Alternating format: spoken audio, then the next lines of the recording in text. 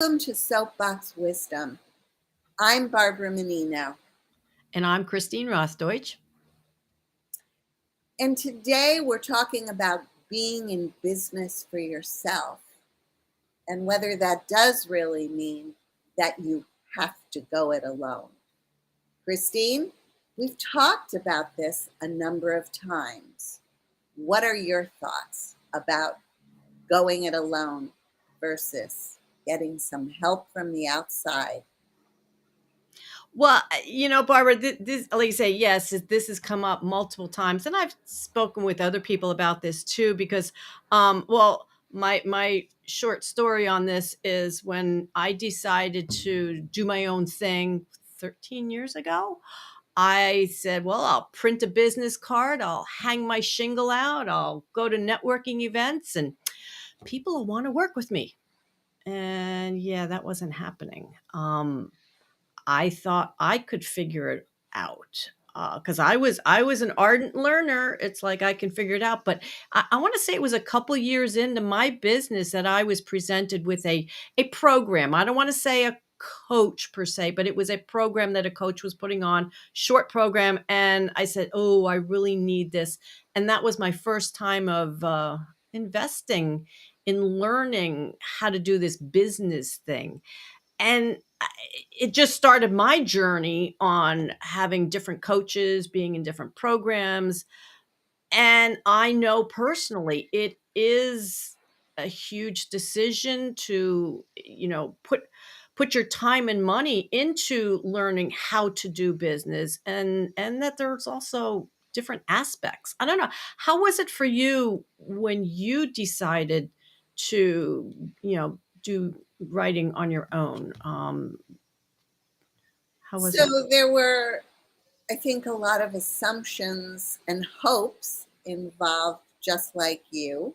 Um, Quite frankly, when I decided to do it, my sense was if I was out on my own in my own business, keeping underscoring that word, I was literally on my own. Mhm. And yet, the more that I got into it, the more I would throw up my hands and say, I need help. And at first, I wasn't sure where to go. So I would go to a lot of good friends of mine who weren't just friends, but they were very, very capable business people. And they would help me through some situations. But again, underscore a word, situations. You can't do this in an ad hoc fashion. I learned that there's a bigger picture, that working on the business is as important, maybe even more so, than working in the business. And I began to discover how to get help. Like you, at first, some programs, webinars, and then finally getting to coaching. Mhm. Yeah, and it's unfortunately, I think some people believe. Now, I know friends mean nothing but the best for all of us. And when you have a question and somebody says, "I can help you with that." Yes, it's wonderful, but are they really the person to help you in your business? Is their business exactly like yours? So, hey, absolutely, they know what they're advising. And this thought of mine also comes, little soapbox moment of my own here, of when people post on social media a question, whether it's about a technology tool, well, a lot of times it is about the tools, or how to do something, and people are coming in with all of their suggestions. Especially with the technology. I like this. I like that. Well, this one, and I just recently saw this about Chat GPT. People are wondering. So somebody posted a question on that. People are like, well, I like this, and just because you find something that works for you does not mean it's right for the person asking the question. And I think people are doing themselves a disservice on both sides by using that type of help to think that that's really going to work for them in their business. Well, in that sense, it's very random. Mm-hmm. So it's like snippets of information out there in the universe without a context. And that's important, having a context, because it's just not one thing, but how it does one thing relate to a bigger picture or a bigger strategy. So if Mm-hmm. you're just randomly picking things from the internet, you're not going to have that strategy, that context that sets you on a path. Oh, and when you say about on the internet, I just want to share really quickly a 30-second commercial that I used to give. I sometimes do give it also. And it really speaks to that of, Barbara, every day a new entrepreneur is born. They wake up and they say, today's the day. Today's the day I'm going to start my business. And the best part, I can figure it all out myself because of this great thing called Google. I can go on Google and ask it anything. It's going to tell me how to build my business. Yeah, and as we all know, yeah, a lot of times that doesn't happen because Google doesn't know you.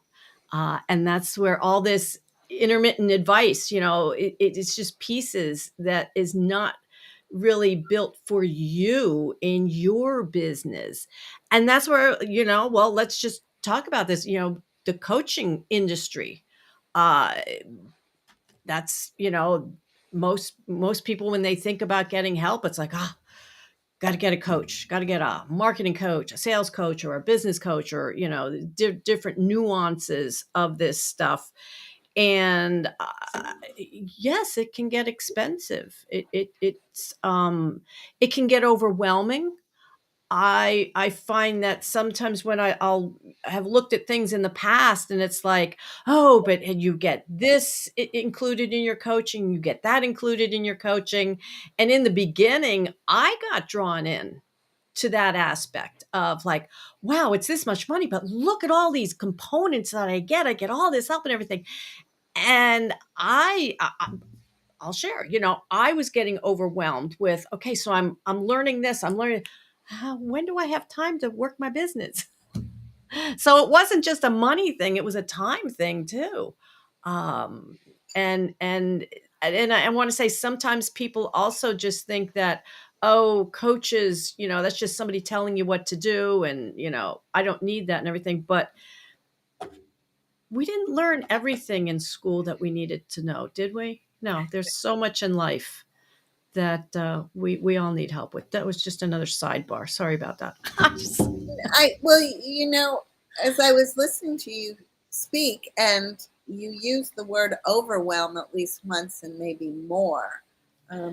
One of the issues is, I think, whether you go to Google or whether you decide to coach, there's a lot of information coming in at us. Mhm. And it is so easy to become overwhelmed when you're presented with too much. But something that we've talked about before is, where are you in your business when all these ideas are coming in? Because not all of them will be applicable to where you are at a given point in time.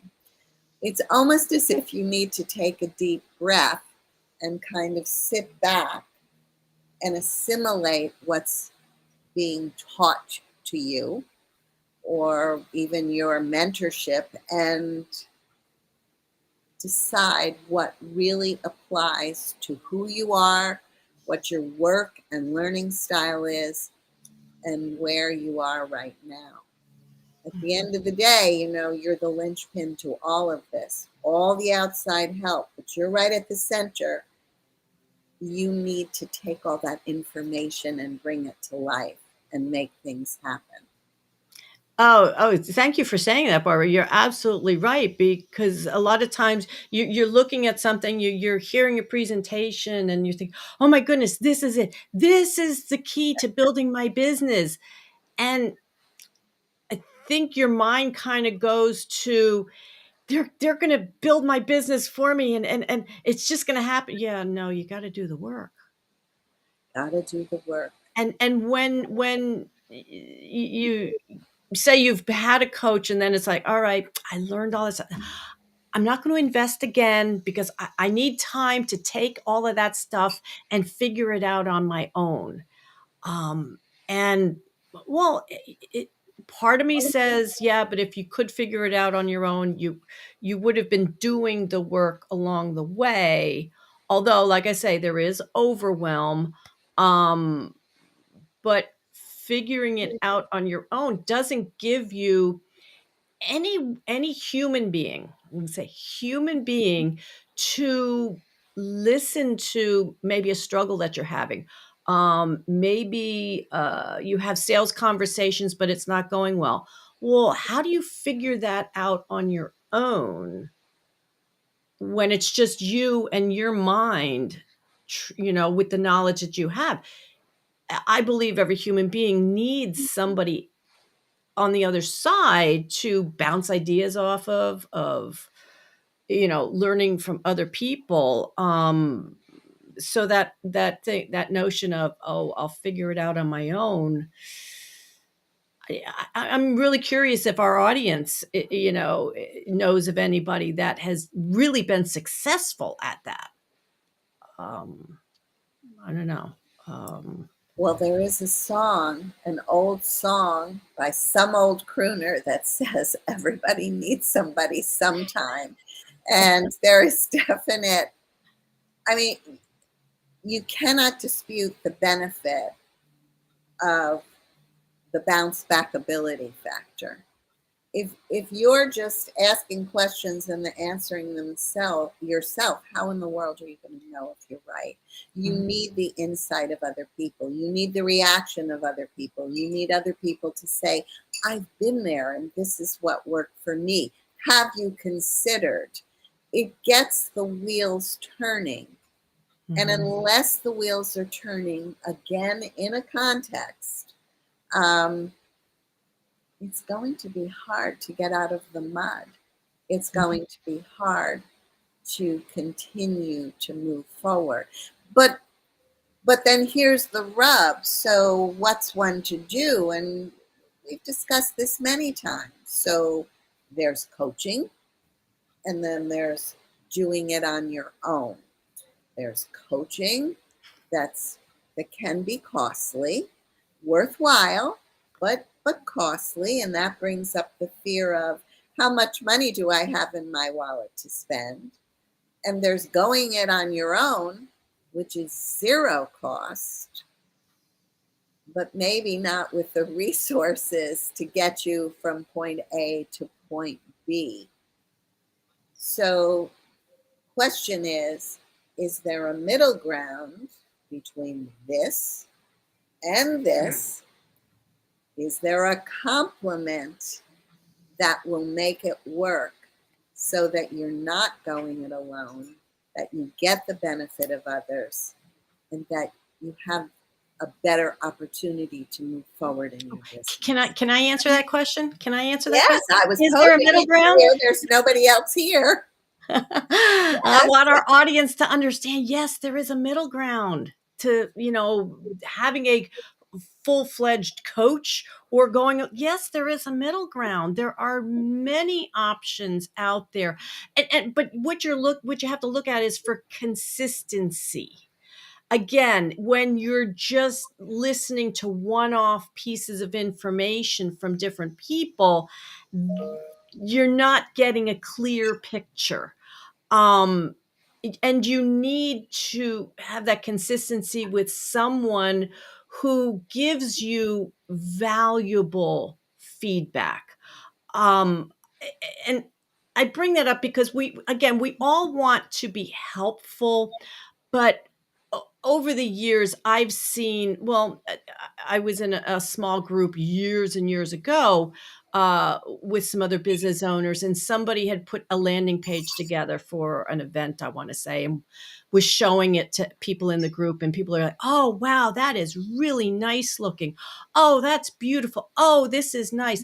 And I sat there looking at it like, okay, so if I didn't know you, would I want to join this? I mean, I was looking at it subjectively, not just like, oh, it's beautiful. So when you're looking for people to support you, and it's not that coach, it has to be people that have valuable insight that can help you. And we talk about what is that middle ground? Accountability partners come up quite often. Have you had an accountability partner at all over the years, Barbara? Yes, I have had a few, and um, respectfully to those partners and to myself, we started out strong and we started out wanting to help each other. But I did find that over time, things began to fizzle a little bit. So, oh, I have an appointment at the time we're scheduled to meet. Can we Mhm. reschedule? Oh, someone else, I have a speech or a deadline. Can we reschedule? I found that human nature takes over, and you can, and I'm not saying this happens in all situations, but you can lose your sense of business. You almost become too much friends and Mhm. less business colleagues who Yeah. are who've got each other's backs, not just being nice to each other, but who've got each other's backs in terms of, are you gaining from this? Are you learning something? Is there valuable information um, that will help you move forward in your business, make more money, get more clients, Mhm. reach your long term and your short term goals? Yeah. Yeah, I think it's rare, I think. This is just my thought. Again, maybe someone in our audience can, prove me wrong. Maybe they've had a great accountability partner, but again, it's rare. I think when accountability partners really work the way they're supposed to. And I myself though have come to realize though that if I can't hold myself accountable to grow my business, to do what I have to do, to take those actions, I don't really think another person is going to be able to keep me there. Um, you could, again, like you said, you can make up all sorts of stories of like, well, I can't make it this week to the call, or this has come up or that has come up. But holding myself accountable for taking those actions. When I think about making sure you do what you have to in your business, you'll do. I think a lot of times things for people in your family, you won't let them down or your friends down, but you'll let yourself down. You won't hold yourself accountable to help yourself. That is a whole other topic. I think maybe for a different episode. But as I think about it, this accountability thing, we let ourselves down, but we won't let other people down. But so accountability, yeah, that's one aspect. And there's masterminding. We're talking about true masterminding here. Um, and it's not a group coaching where one person's on the hot seat and the coach is just helping that one person. No, true masterminding. And again, this has to be, if you have a mastermind group, everybody in the group has to be kind of like at the same level in their business, so they have valuable feedback um, each time they come together. Um, I also think that in those groups, in addition to being at the same level, once again, you, me, anyone else, we're the linchpins for ourselves Mhm, and our own development. mhm. Um, so, in order to make those mastermind groups work, you certainly have to come prepared. You have to do some homework. You have to do some thoughtfulness on your end. You have to be willing to jot down notes of the things that are bothering you. My goodness, you have to be willing to be vulnerable and say, I am troubled by this and I need some help. you're not going to bring truthfulness to the table, if you're not Mhm. going to bring vulnerability to the table, you're not going to be able to extract from others the help that you're seeking. Yeah, yeah. And so okay, so you got the coaching, you've got accountability partners, we talked about masterminding. I've seen recently a few people that are I'm gonna call it a study hall. There's other names that people give these things where, a a group of people come together online for a couple of hours or something like that to work on things, but maybe there's some aspect of masterminding before they get started on the work. I'm not quite sure, but it's just another type of group to even get things done and maybe get some feedback. Have you heard of anyone doing something like that, Barbara? Not really. I have participated in masterminds. I have also, I don't know if this sounds very backdoor, but it was actually quite helpful, have participated in business book groups in Mhm, which we would read a book. So that kind of gave context to mhm, each session. Usually it would take several sessions to complete the book, but we would come prepared to talk about chapters 3 to 5. And mhm, there would be a certain theme in those. And we would contribute our thoughts, and it would give us an opportunity also to express our own experiences, our own vulnerabilities, and it gave us the opportunity to ask questions. I mhm. liked the book groups, actually. They were very helpful.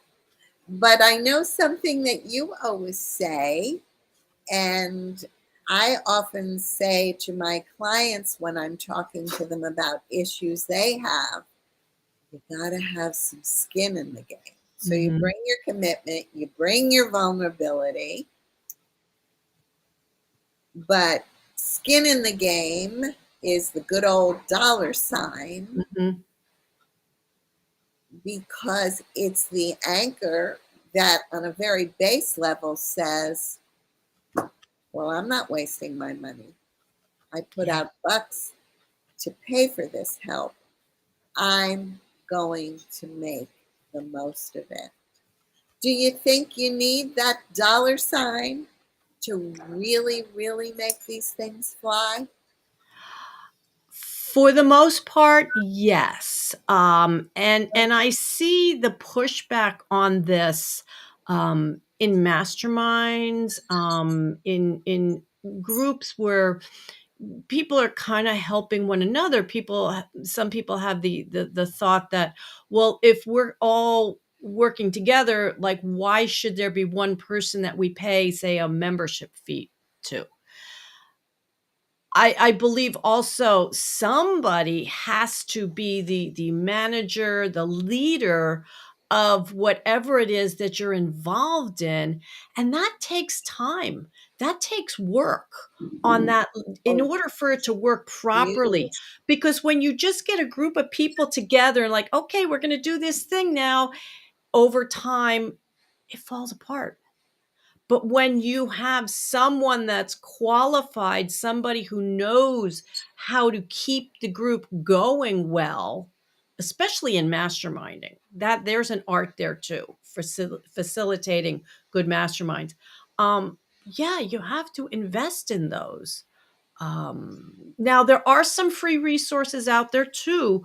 Professional organizations that offer free help for small business. Yes, those are out there, and, I locally here, I think those I think we're more for, like, brick and mortar businesses, which, great.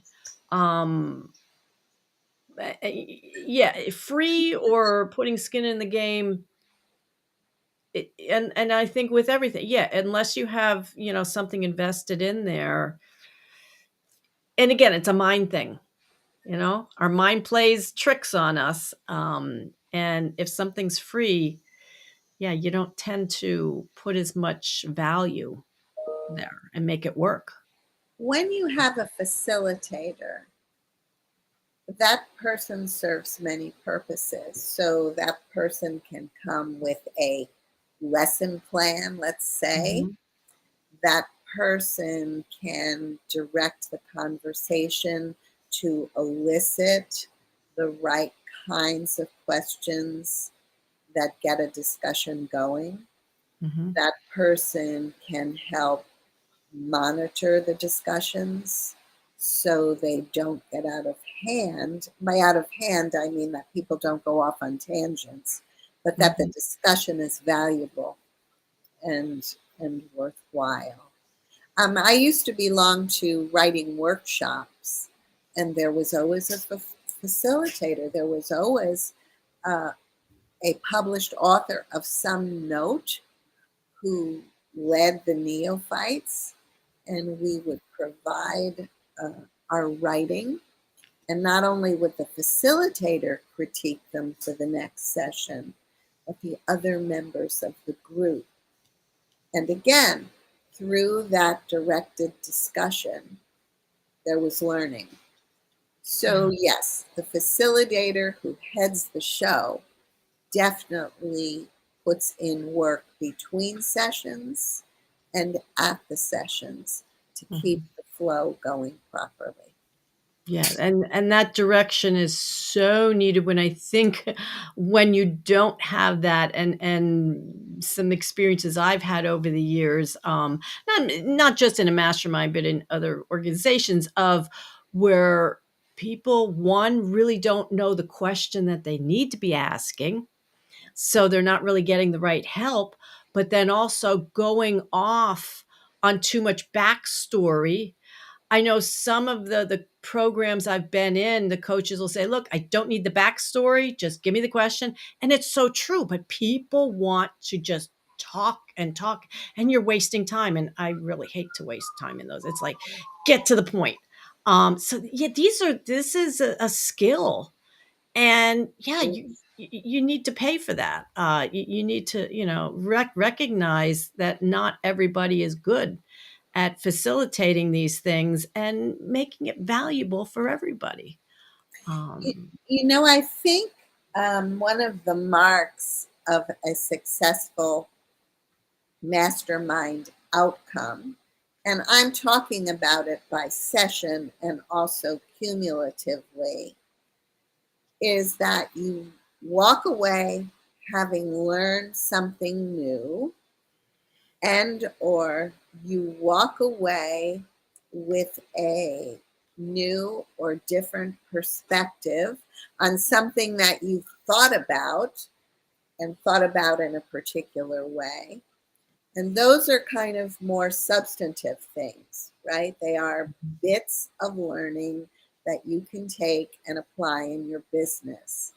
But when the mastermind is done right, and I shouldn't have said but, I should say, and when it's done right, you not only walk away with those tangible bits of learning, but you walk away with motivation and energy and a desire to go home or go back to your office and take what you've learned and apply it in your business and see how that works and be ready actually to report back at the next session how well it did or didn't.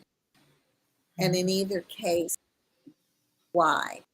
Why it worked or why it didn't work. So much from this work with others. And as we've mhm. said, you enumerated the things at all levels. Yeah. So Barbara, I think the big takeaways from our conversation today are for our audience to understand that in order to really be successful in your business, you really need some help. You need consistent help. And when I say consistent, working with people that have valuable input for you, not just the willy nilly stuff. something that they really understand what your needs are, and that it doesn't have to be a coaching program or an expensive coaching program. But again, price, there's value there. Okay. But also there are these other options of, yes, if you can find a good accountability partner and you work really well together, you're both are growing at a consistent rate. That is wonderful. But the other options of, have a mastermind, as I mentioned, maybe a study hall situation where you get a little bit of training or feedback, and then you actually get to work. And there are, like I say, there are some free resources of retired business owners that help people to build their business. And yeah, it's just the big message is trying to go it alone is usually not very successful. Is there any other piece of this conversation that you'd like to add in there, Barbara? I think we have covered it all. Everybody needs somebody soon.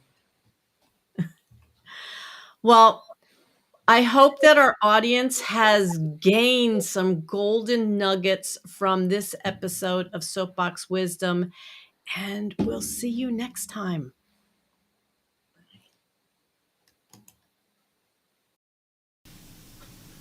Soapbox Wisdom is hosted by brand messaging and storytelling consultant Barbara Menino and business and mindset coach Christine Rothdeutsch.